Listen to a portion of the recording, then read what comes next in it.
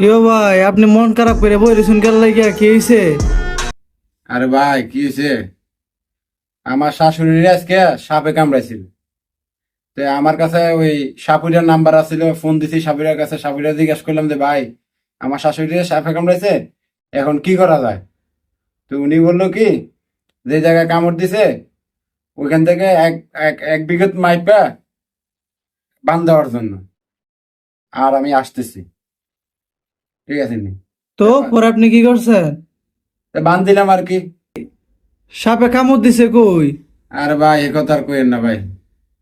ওই সাপে কামড় দিছে মাথায়।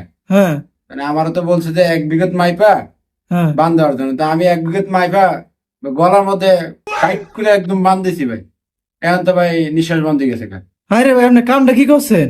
এখন ভাই মরে গেছে গা ভাই। এখন আমি কি করবো? আমি শাশুড়ি আমার কইছে, এখন তো আমার শাশুড়ি মরে গেছে গা ভাই। এই জন্য মন খারাপ করে বই আছে। হায় হায় হায় হায় হায় কামটা কি করছে রে?